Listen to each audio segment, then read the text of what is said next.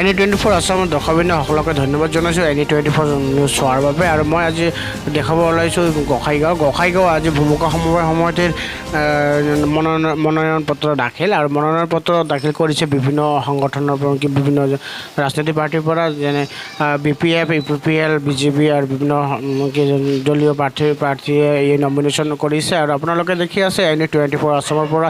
আৰু মই দেখাই আছোঁ NE24 আসামৰ পৰা ভূমিকা সমবায় সমিতিৰ নিৰ্বাচনী নমিনেশ্যন দাখিলৰ কিছু দৃশ্য। আৰু ইয়া দেখি আছে আপোনালোকে NE24 আসামৰ নমিনেশ্যনৰ নমিনেশ্যনৰ ছাবমিট কৰাৰ কিছু দৃশ্য দেখাৰ কাৰণে মই চেষ্টা কৰিম আৰু দেখাই আছোঁ। এই দেখি আছে ভূমিকা সমবায় সমিতিৰ প্ৰাৰ্থীবিলাকে নমিনেশ্যনত আমাৰ প্ৰেছমেট দি আছে নমিনেশ্যন NE24 আসাম চোৱাৰ কাৰণে। Bureau' report NE24 Assam. সন্মানীয় আমাৰ মুখ্যমন্ত্ৰী হিমন্ত বিশ্ব শৰ্মা আৰু সন্মানীয় আমাৰ BTRC প্ৰমোদ বড়ো, তেওঁলোকৰ আশীৰ্বাদ পূৰ্ণ আছে। আৰু আমি যৌথভাৱে ইলেকশ্যনটো খেলিম। আৰু এইটো আমি সকলোকে জনাব বিচাৰোঁ যে আমি বিপুল ভোটত ৰাইজে আমাক ভোট দিব।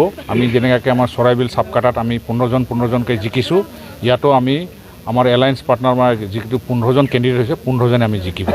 দেখা গৈছে যে যোৱা যিটো ভাড়াগুৰিত আপোনালোকৰ নিৰ্বাচন সমবায়ত UPPL আৰু BJP ভাল ফলাফল দেখুৱাব পৰা নাই, সেই সময়ত আজি এই ভূমিকাৰ পৰা আপুনি কি ক'ব বিচাৰে আগন্তুক যিটো নিৰ্বাচনৰ কাৰণে?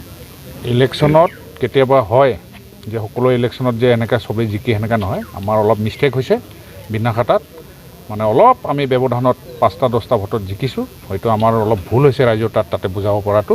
আৰু ইয়াতে সেই ভুলটো আমি কেতিয়াও নকৰোঁ। ইয়াতে আমি শুধৰণি কৰি আমি একদম আশা কৰোঁ আমি একদম ৰাইজে আমাৰ বিপুল ভোটত জয় কৰাব।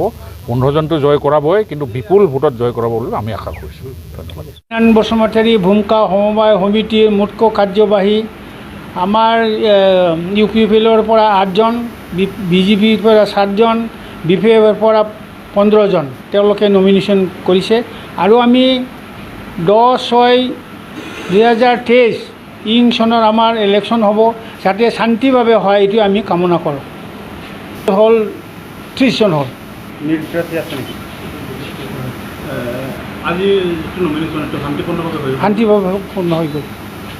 শান্তিভাৱে হৈ গৈছে আৰু কি।